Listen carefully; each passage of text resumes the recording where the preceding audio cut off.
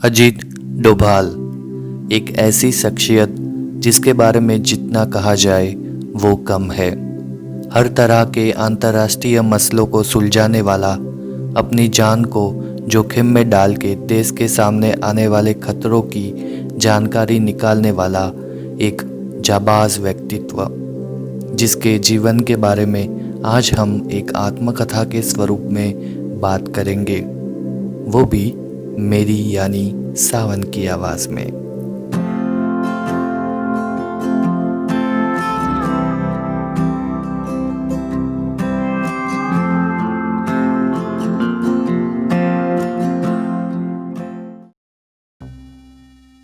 हाय, मैं अजीत डोभाल। मेरा जन्म आज से 75 साल पहले 20 जनवरी 1945 में आज के उत्तराखंड के पौड़ी गढ़वाल में हुआ था। उस वक्त हर जगह देश को स्वतंत्रता दिलाने की लड़त चल रही थी। मेरे पिताजी मेजर G.N. डोभाल आर्मी अफसर थे। देश को आज़ादी दिलाने का जो माहौल बना था वो बचपन से ही मेरे देश प्रेम को बढ़ावा दे रहा था। ऊपर से मैं एक आर्मी अफसर का बेटा था, तो मुझे भी अपने देश के लिए कुछ करने की आस थी। मेरे अंदर छुपा देश प्रेम देख के मेरे पापा ने मुझे अजमेर स्थित अजमेर मिलिट्री स्कूल में मेरा दाखिला करवाया था। अजमेर में पढ़ाई पूरी करने के बाद मैं इकोनॉमिक्स में मास्टर करने के लिए आगरा चला गया। आगरा यूनिवर्सिटी से मैंने इकोनॉमिक्स में मास्टर डिग्री हासिल की। मास्टर डिग्री हासिल करने के बाद मुझे अपने देश के लिए कुछ करना था, तो मैंने यूपीएससी की तैयारी शुरू कर दी और फाइनली मैंने सन 1968 में केरला कैडर में बतौर आईपीएस ऑफिसर सेवा देनी शुरू कर दी। मेरे आईपीएस बनने के बाद 28 दिसंबर 1971 को केरल के कुन्नूर ज़िले के थलासेरी नामक इलाके में हिंदू मुस्लिम के बीच दंगा छिड़ गया। एक साइड अंतर्राष्ट्रीय बॉर्डर में भारत पाकिस्तान की जंग चल रही थी और दूसरी तरफ कुछ लोग थलासेरी में दंगा प्रसाद करवा रहे थे। उस वक्त के होम मिनिस्टर के करुणाकरन ने मुझे यह मामला सुलझाने के लिए थलासेरी भेजा। थलासेरी पहुंचने के बाद सबसे पहले मैंने दंगे कौन करवा रहा है उनको पहचाना। मुझे मालूम पड़ा कि कुछ दंगाइयों ने लोगों की दुकानें, घर लूट लिए हैं। तो सबसे पहले मैंने उन लोगों को ढूंढ के सलाखों के पीछे किया। फिर जिनका सामान चोरी हुआ था उन सबको अपना माल वापस दिलवाया और लगभग 2 दिन में यह मामला सुलझ गया। यह शायद मेरी पहली बड़ी कामयाबी थी, जिससे मैंने बहुत वाहवाही बटोरी थी। उसके बाद 9 जून 1972 को मुझे दिल्ली बुलाया गया। मेरा काम देख के मुझे सेंट्रल सर्विसेज के लिए बुलाया गया था।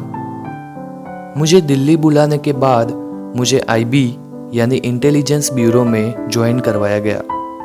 मुझे पहले से ही जासूस बनने की चाह थी और मुझे जो चाहिए था वो मिल रहा था।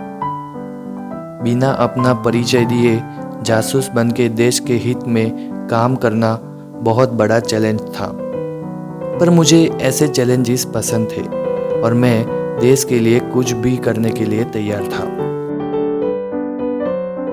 जब मैं दिल्ली में अपनी सेवा दे रहा था तब मिजोरम में बहुत बड़ी बवाल छिड़ गई थी। मिजोरम अपने आप को भारत से अलग करना चाहता था। मिजो नेशनल आर्मी ने वहां खून खराबा कर रखा था। यह जंग में लाल डेंगा मुख्य रूप से नेतृत्व कर रहा था, जिसमें उसके नीचे और 7 सैन्य कमांडर थे। वो लोग भारत सरकार के खिलाफ जा रहे थे, तो मुझे जासूस के तौर पर मिजोरम भेजा गया। मिजोरम में मिजो नेशनल आर्मी ने कई पुलिस वालों का कत्ल कर दिया था। पूर्वी पाकिस्तान की सीमा पे मिजो नेशनल आर्मी ने अड्डे बना रखे थे ताकि वो कभी भी वहाँ से भाग सके। मैं मिजोरम पहुँचा। मिज़ोरम पहुंचने के बाद मैंने विद्रोहियों जैसा वेश बदला और वहीं रहने लगा। मैं मेरी पत्नी के साथ वहाँ रह रहा था। धीरे धीरे करके मैंने सारे विद्रोहियों को अपने साथ कर लिया। एक बार आइजोल में मैंने विद्रोहियों को अपने घर बुलाया था। उनके पास भारी मात्रा में हथियार थे, पर मैंने वचन दिया था कि सब सुरक्षित होंगे। मैं एक ब्राह्मण परिवार से हूँ, पर उसके बावजूद मेरी पत्नी ने उनके लिए सूअर का मीट बनाया था। मेरे मिज़ोरम छोड़ने तक लाल डेंगा के सभी कमांडर मेरे साथ हो गए थे। अब मिज़ो नेशनल आर्मी में लाल डेंगा अकेला बचा था, तो उसने गुप्त रूप से उस वक्त की प्रधानमंत्री इंदिरा गांधी को खत लिखा और शांति के प्रति अपनी रुचि जाहिर की। जुलाई 1986 में मिज़ो समझौता हुआ, जिसमें मिज़ोरम को अलग राज्य का दर्जा दिया गया और दिल्ली में हुई गुप्त बातचीत के बाद दोनों पक्षों के बीच जो समझौता हुआ उसमें मिज़ोरम को भारत का अभिन्न अंग कहा गया। 1974 में अपनी सेवा के 6ठे साल में ही मुझे पुलिस पदक हासिल हुआ। ये एक अवार्ड है जो सम्माननीय सेवा के लिए मिलता है। मुझे यह मेडल बेहद कम उम्र में ही मिला।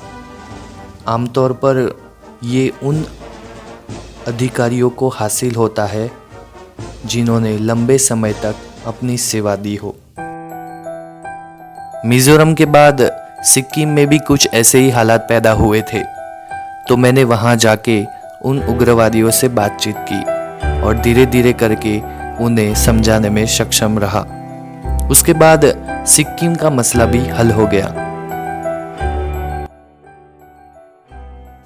मिज़ोरम और सिक्किम के मसले सुलझाने के बाद नॉर्थ ईस्ट में अब शांति थी, लेकिन पूरे भारत में आतंकवादियों ने अलग अलग जगहों पे कब्जा करने की नाकाम कोशिश की थी। 30 अप्रैल 1986 में जो ऑपरेशन ब्लैक थंडर हुआ था, वैसा ही ऑपरेशन ब्लैक थंडर 1988 में हुआ। पंजाब के अमृतसर के गोल्डन टेम्पल में खलिस्तानियों ने अपना जमावड़ा बना लिया था। वो लोग एक अलग देश की मांग कर रहे थे और आप लोग तो अच्छे से जानते हैं कि जब कभी भारत में ऐसी सिचुएशन बनती है तो पाकिस्तान उसमें ज़रूर टांग लड़ाता है। तो पाकिस्तान भी इन खलिस्तानियों की मदद कर रहा था। अब मुझे ऑपरेशन ब्लैक थंडर के बाग के रूप में गोल्डन टेम्पल के अंदर जाके उन खलिस्तानियों से मिलके पूरी की पूरी जानकारी हासिल करनी थी। तो आईबी के जासूस होने के नाते मैं कई दिनों तक गोल्डन टेम्पल के बाहर रिक्शा चालक के रूप में घूमता रहा। कई दिनों से गोल्डन टेम्पल के इर्द गिर्द घूमते घूमते मैं ये सोच रहा था कि मैं अंदर कैसे जाऊं। एक दिन जब मैं रिक्शा चला रहा था तो कुछ लोगों को मुझ पे शक हुआ कि मैं कोई जासूस हूँ। वैसे भी मैं पहाड़ी इलाकों से आता हूँ, तो पंजाबी तो था नहीं, तो इन लोगों ने मुझे आसानी से पहचान लिया था। कुछ लोग मेरे पास आए और मुझे मारने लगे। मुझे पता चल गया था कि ये लोग मुझे पहचान गए हैं। फिर मैंने तरकीब अपनाई और उनको बोला, मैं एक पाकिस्तानी जासूस हूँ, मुझे आपके बॉस से मिलाओ। तब जाके उन्होंने मुझे छोड़ा और गोल्डन टेम्पल के अंदर उनके बॉस को मिलाने ले गए। मैंने उन लोगों को यकीन दिलाया कि मैं एक पाकिस्तानी जासूस हूँ और मैं यहाँ आपकी मदद के लिए आया हूँ। उसके बाद मैं उन्हीं लोगों के साथ रहने लगा। धीरे धीरे करके मैंने उन लोगों में खौफ भर दिया कि आप लोग यही रहोगे तो एक ना एक दिन मारे जाओगे। मीडिया को अंदर आने की स्वतंत्रता थी, पर मैंने उन्हें भी खबर नहीं लगने दी थी। उसके बाद एक दिन जाके खालिस्तानी समझ गए थे कि यहाँ रहना सही नहीं होगा, और उसके बाद ऑपरेशन ब्लैक थंडर शांतिपूर्ण खत्म हुआ। ऑपरेशन ब्लैक थंडर की सक्सेस के बाद मुझे कीर्ति चक्र से सम्मानित किया गया। कीर्ति चक्र एक ऐसा अवार्ड है जो सिर्फ सेना के जवानों को ही मिलता है, पर मुझे इस बात की खुशी है कि सेना में ना होते हुए भी मुझे यह अवार्ड मिला। मैंने ब्रिटेन और पाकिस्तान में राजनायक के तौर पे काम किया। पाकिस्तान में इंडियन एम्बेसी में काम करते करते मैंने जासूस का भी काम किया था। पाकिस्तान में चल रहे आईएसआई को जड़ से ख़त्म करने के लिए मैंने बहुत सारी इंफॉर्मेशन जुटाई थी। एक दिन की बात है, मैं बेस बदल के लाहौर में टहल रहा था। उस वक्त वहाँ के औलिया बाबा की मज़ार थी। वहाँ मज़ार में मैं जब जाने लगा तो लंबी दाढ़ी रखे एक बाबा ने मुझे रोक लिया और पूछा, क्या तुम हिंदू हो? मैंने कहा नहीं। फिर वो मुझे अपने साथ लेकर गया। हम दोनों एक छोटे से कमरे में गए। उन्होंने दरवाज़ा बंद कर दिया और एक बार फिर से कहा कि देखो, मैं कह रहा हूँ कि तुम हिंदू हो। मैंने फिर से उनको कहा ना। फिर उन्होंने मुझे कहा कि तुम्हारे कान छेदे हुए हैं। तो मैंने कहा कि बचपन में मेरे कान छेदे गए थे, पर अब मैं मुसलमान में कन्वर्ट हो गया हूँ। फिर उसने जो कहा वो देख के मैं दंग रह गया। उन्होंने कहा, तुम अपने कान की प्लास्टिक सर्जरी करवा लो, नहीं तो पकड़े जाओगे। उसके बाद उन्होंने कहा कि मैं भी एक हिंदू हूँ, और उन्होंने अलमारी खोल के शिव जी और दुर्गा माता जी की तस्वीर मुझे दिखाई। ये सब देख के मैं अलर्ट हो गया और फिर मैंने प्लास्टिक सर्जरी करवा ली थी। कुछ साल तक पाकिस्तान में रहने के बाद, सभी प्रकार की इन्फॉर्मेशन जुटाने के बाद मैं भारत वापस आ गया। 1971 में पूर्वी पाकिस्तान में विद्रोह भड़क गया और पूर्वी पाकिस्तान बांग्लादेश बना। पूर्वी पाकिस्तान को बांग्लादेश बनाने में भारत का ही हाथ था। इसीलिए पाकिस्तान को समझ आ गई थी कि कश्मीर हथियाने के लिए आमने सामने की लड़ाई में भारत को हरा पाना मुश्किल होगा। 1971 में शर्मनाक हार के बाद काबुल स्थित पाकिस्तान मिलिट्री एकेडमी में सैनिकों को इस हार का बदला लेने की शपथ दिलाई गई और अगले युद्ध की तैयारी को अंजाम दिलाया जाने लगा। लेकिन अफगानिस्तान में हालात बिगड़ने लगे। 1971 से 1988 तक पाकिस्तानी सेना और कट्टरपंथी अफगानिस्तान में उलझे रहे। यहाँ पाकिस्तानी सेना ने खुद को गुरिल्ला युद्ध में मजबूत बनाया और युद्ध के रूप में नए नए तरीके सीखे। यही तरीके अब भारत पर वो आजमाने लगा था। कई बार मुक्की खाने के बाद पाकिस्तान ने अपने से ज़्यादा शक्तिशाली शत्रु के विरुद्ध 90 के दशक में एक नई तरह का युद्ध के बारे में सोचना शुरू कर दिया और उसने वॉर ऑफ लो इंटेंसिटी का नाम दिया। दरअसल यह गुरिल्ला युद्ध का ही विकसित रूप है। पाकिस्तान का यह ऑपरेशन टोपाक बगैर किसी परेशानी से चल रहा था। अब उनका इरादा सिर्फ कश्मीर को ही अशांत रखना नहीं रहा, वे जम्मू और लद्दाख में भी सक्रिय होने लगे। पाकिस्तानी सेना और आईएसआई ने मिलकर कश्मीर में दंगे करवाए और उसके बाद आतंकवाद का सिलसिला चल पड़ा। पाकिस्तानी और आईएसआई एजेंट ने कुल 4 चरणों पे काम किया।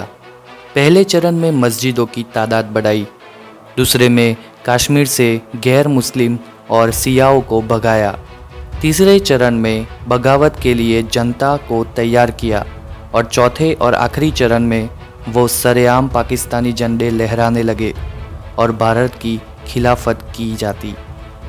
कश्मीर में आतंकवाद के चलते 7 लाख से अधिक कश्मीरी पंडित विस्थापित हो गए।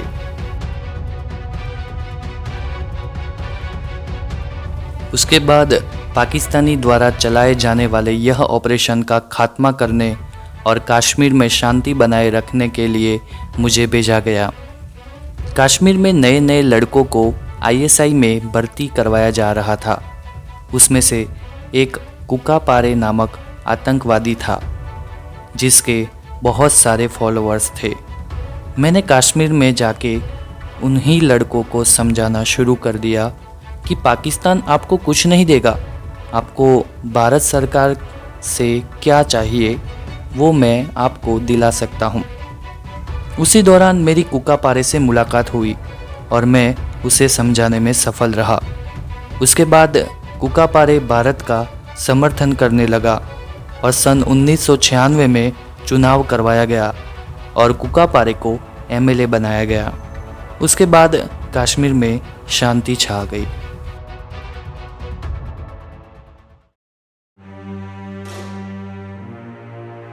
सन 1999 में काठमांडू से उड़ान भर रहा एयर इंडिया का IC-814 प्लेन हाईजैक हो गया। हवाई जहाज़ जब काठमांडू से चल के लखनऊ के करीब आया तो उस वक्त पता लगा कि ये अपने कोर्स से हट रहा है और वेस्ट की तरफ मूव कर रहा है। थोड़ी देर बाद पता लगा कि अब थोड़ा कुछ नॉर्मल हो और मैनेजमेंट के लोगों को यह बात पता लगी। उसके बाद कार्यवाही शुरू हुई। जो कंसर्न लोग थे उनको अलर्ट किया गया। प्लेन हाईजैक हो गया तो उसकी जिम्मेदारी क्राइसिस मैनेजमेंट ग्रुप की थी जिसका मैं मेंबर नहीं था, इसीलिए वो DIV साहब थे। मैं स्पेशल डायरेक्टर था IB के अंदर। तो उनकी ख्वाहिश यही रही होगी कि प्लेन को किसी भी तरह से हिंदुस्तान की सीमा से बाहर ना जाने दिया जाए। और पता लगा था कि अमृतसर में वह प्लेन है तो अमृतसर की सीमा में ही उसको रखा जाए। सबसे पहली मुश्किल यह रही थी।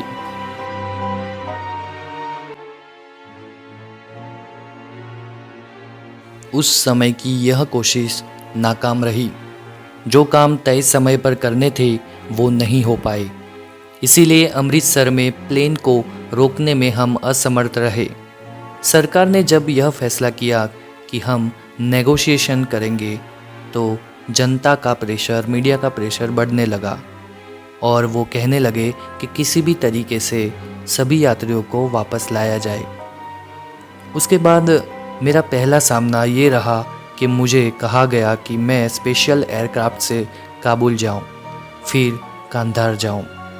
वहाँ पर जाने के बाद जो महसूस हुआ वो ये था कि हाईजैकिंग नेगोशिएशन कोई डिप्लोमेटिक नेगोशिएशन नहीं होता। वो नेगोशिएशन होती है समय को गेन करने की, जो 3 चीज़ों पे हासिल हो सकती है। हमारा पहला मकसद ये था कि हाईजैकर्स किसी भी यात्री या केबिन क्रू को नुकसान ना पहुंचाए, इसीलिए उन्हें बातों में उलझाकर समय को गेन करें। दूसरा मकसद हमारा ये था कि ज़्यादा से ज़्यादा समय हम अपनी सरकार को या जिस देश में ये घटना हुई है उस देश की सरकार को ये मौका दे कि वो अपनी कार्यवाही के लिए तैयारियां शुरू कर सके। तीसरा मकसद ये होता है कि उनके साथ आप बातचीत करते हुए ज़्यादा से ज़्यादा इंफॉर्मेशन और इंटेलिजेंस गेन करें। उनका मोरल क्या है, फिजिकल फिटनेस कैसी है, कितने लोग हैं, किस तरह के हथियार है, क्या उनकी रिक्वायरमेंट्स है, कितना उनका मनोबल मजबूत हो सकता है, क्या वो हमें नुकसान पहुंचा सकते हैं और क्या हम उनसे बातचीत के द्वारा समझा सकते हैं। ये नेगोशिएशन कोई डिप्लोमेटिक या पॉलिटिकल नेगोशिएशन नहीं होती। ये एक लोगों की ज़िंदगी को बचाने के लिए किया गया टैक्टिकल कदम होता है। और जब मैं वहाँ गया तो मुझे पता लगा कि यह तीनों सिचुएशन पर हम लोग काफ़ी कमज़ोर हालात पे है। पहली बात तो ये थी कि हाईजैकर्स ऐसी स्थिति में नहीं थे कि जहां हम उनको टायर आउट कर सके, क्योंकि उनको खाना भी मिल रहा था, उनको दवाई भी मिल रही थी, वो बाहर भी आ रहे थे और अंदर भी जा सकते थे। और सबसे बड़ी बात कि उनमें से किसी को भी असुरक्षा की भावना नहीं थी।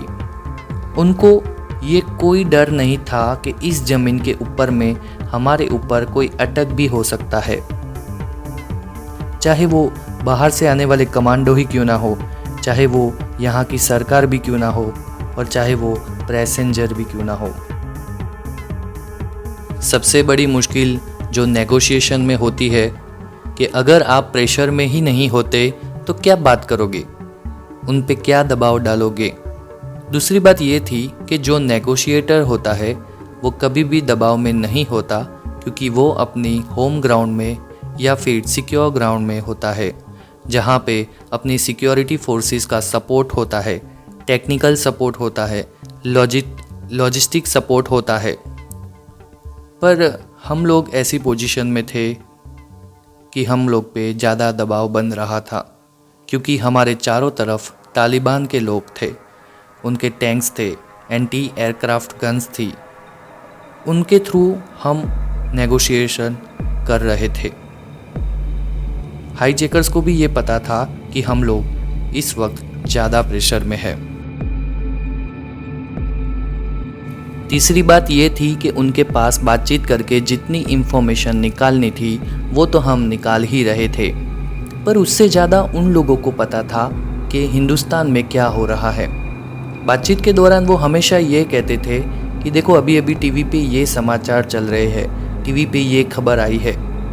आईएसआई वाले उनको पल पल की खबरें देते रहते थे और वो हमेशा हम पे प्रेशर डाल के कहते थे आपका क्या होगा, अभी आप क्या करेंगे, आपकी तो मजबूरी है, आपकी जनता को देखिए, आपकी मीडिया को देखिए, वो आपके सरकार पे दबाव डाल रही है, अब आप यहाँ से हट नहीं सकते, आपको सभी यात्रियों को छुड़वाना ही होगा।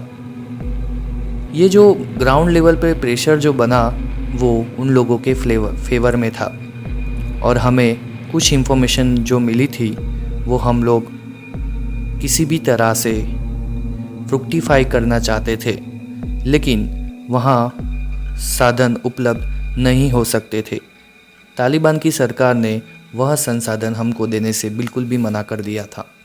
तालिबानी सरकार कुछ भी करने को तैयार नहीं थी, तो हमने उनसे कहा कि आप हमें छूट दे दें, जो भी करेंगे हम करेंगे और इसकी जिम्मेदारी भी हम अपने सर पे लेते हैं।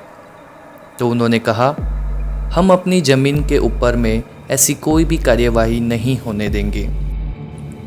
हम उनके साथ वायरलेस सेट पे बातचीत कर रहे थे और जो भी उनके साथ टर्म्स थी वो हमें सुनाई दे रही थी और हमारे मैसेज उन तक पहुंच रहे थे। तब उन्होंने सबसे पहली बार डिमांड रखी। यह नेगोशिएशन शुरू होने के 24 घंटे बाद या काफ़ी देर बाद उन्होंने यह डिमांड रखी थी। यह बिल्कुल एक पॉलिटिकल डिमांड के तौर पर पुटअप कर रहे थे। जब उन्होंने यह डिमांड पुट करी तो उन्होंने हमें 35 से 36 आतंकवादियों को छोड़ने का लिस्ट दिया, सज्जाद अफगानी की डेड बॉडी की मांग की और $200 मिलियन की मांग की। और जैसे ही बातचीत होती रही तो उसमें से सबसे पहली डिमांड गिव अप करी, वो थी सज्जाद अफगानी की डेड बॉडी वापस करने की और $200 मिलियन देने की। उन्होंने कहा कि ये डिमांड हम छोड़ते हैं। ये दो डिमांड के बारे में वो सीरियस नहीं थे, पर आतंकवादियों को छोड़ने की डिमांड पे वो लोग कायम रहे।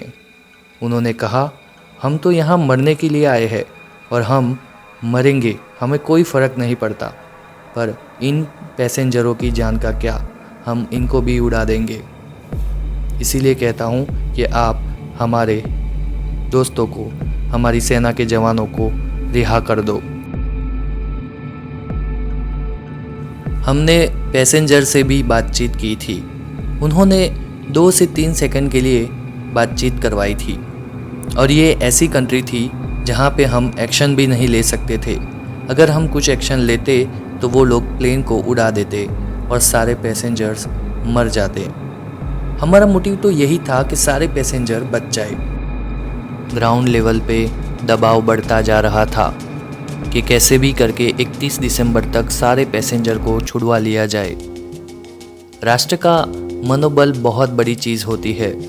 राष्ट्र की फौज, राष्ट्र की कोई भी शक्ति इस तरह का कोई भी डिसीजन नहीं ले सकती है कि जिससे राष्ट्र का मनोबल टूट जाए। तो इसीलिए कम से कम डिमांड के अगेंस्ट में हमने सारे पैसेंजर को छुड़वाना चाहते थे। जब ये हाईजैकर्स वहाँ पे थे तो मैं एयरक्राफ्ट के अंदर स्वयं गया था और लैडर के जरिए कॉकपिट के रास्ते अंदर जाके सभी पैसेंजर को आश्वासन दिया था कि हम आपको छुड़वा लेंगे। जब मैं पैसेंजर को एड्रेस कर रहा था तो मैंने उनको कहा कि बोलिए भारत माता की जय, तो किसी ने भी नहीं बोला। वो इतने डरे हुए थे कि कुछ भी नहीं बोल पाए।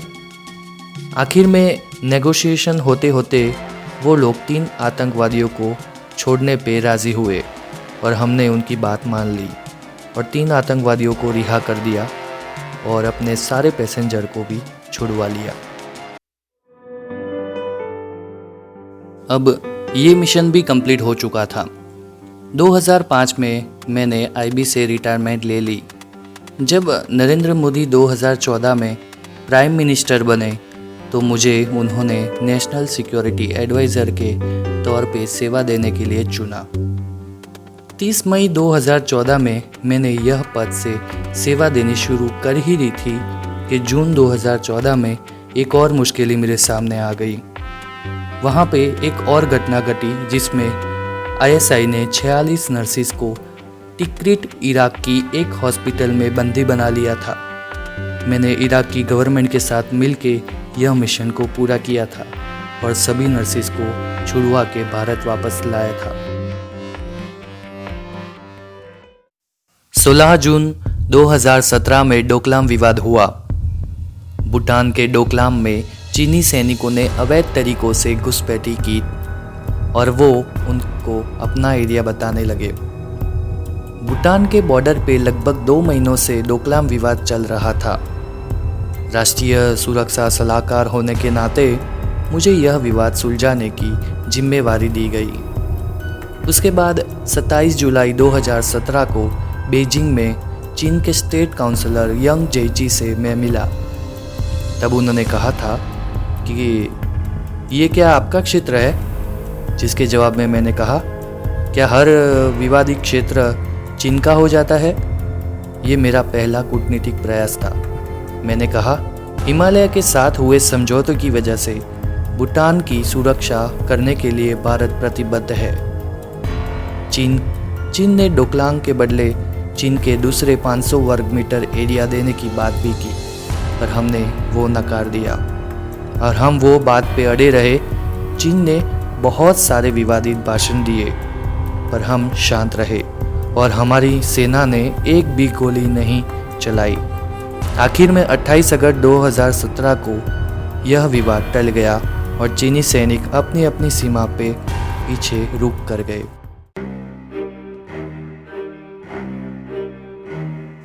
भारत की सीमाओं पे आतंकवाद थमने का नाम नहीं ले रहा था।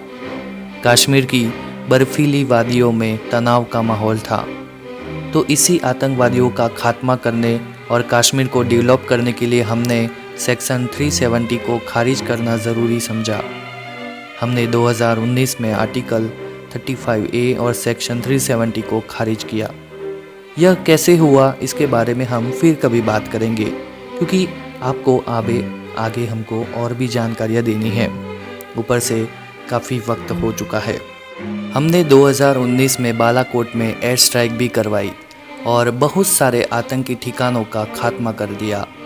हमारे एयरफोर्स के जवान अभिनंदन गलती से पाकिस्तान सीमा में पहुँचे और उनको भी हमने पाकिस्तान से रिहा करवाया था, पर उनके बारे में हम फिर कभी डिस्कस करेंगे। अभी मैं आपसे 2 और इंसिडेंट के बारे में बताना चाहता हूँ। एक है कोरोना काल में हुआ तबलीगी जमात वाला मामला और दूसरा गलवान घाटी का मामला।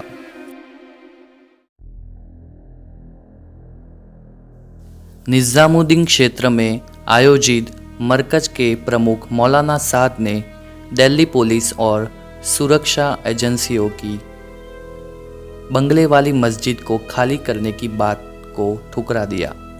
तब गृह मंत्री अमित शाह और मुझे इस काम की जिम्मेवारी सौंपी गई थी। 28-29 मार्च की दरमियानी रात 2 बजे मैं मरकज पहुंचा और मौलाना साद को इस बात के लिए राजी किया कि वह वहां मौजूद लोगों का कोविड-19 संक्रमण के लिए परीक्षण करवाए और उन्हें क्वारंटाइन करने दे। मैं और अमित शाह यह स्थिति को समझ रहे थे क्योंकि सुरक्षा एजेंसियों ने तेलंगाना के करीमनगर में 9 इंडोनेशियाई नागरिकों की कोरोना पॉजिटिव रिपोर्ट आने की जानकारी दी। यह सभी लोग 18 मार्च को मरकज में शामिल हुए थे। उसके बाद काफ़ी बातचीत हुई और 167 तबलीगी कार्यकर्ताओं को हॉस्पिटल में भर्ती करवाया गया और मैंने मस्जिद को भी सैनिटाइज करवाया। अब मेरा दूसरा काम ये पता लगाना था कि भारत में इन तबलीगी जमात में कितने विदेशी शामिल थे, उनका चिकित्सीय परीक्षण और वीज़ा मानदंड के उल्लंघन पर कार्यवाही करने को विचार करना था। दिल्ली के निजामुद्दीन में हुए मरकज में 216 विदेशी नागरिक हिस्सा लेने के लिए पहुंचे थे, लेकिन देश के विभिन्न अंगों से 800 से अधिक लोग आए थे। विदेशियों में ज़्यादातर इंडोनेशियन, मलेशिया से और बांग्लादेशी थे। हमारी रिसर्च के मुताबिक 2000 विदेशी नागरिक मरकज में हिस्सा लेने पहुंचे थे। उसके बाद हमने यह ऐलान किया था कि यह वीज़ा पॉलिसी का उल्लंघन ये लोग कर रहे हैं। इन लोगों को हमने काली सूची में डाल के उनका प्रवेश रद्द करवा दिया है। कोरोना का कहर थमा नहीं था कि खबर आई कि पूर्वी लद्दाख के गलवान घाटी और पेंगोंग झील के इलाकों में चीनी सैनिकों ने घुसपैठ की है। हमने चीनी सैनिकों को अच्छे से सबक तो सिखा दिया है और वो पीछे भी जा चुके हैं, पर यह विवाद के बारे में हम आपसे विस्तार से बाद में बात करेंगे। तब तक आप ये चैनल के साथ जुड़े रहे। जय हिंद।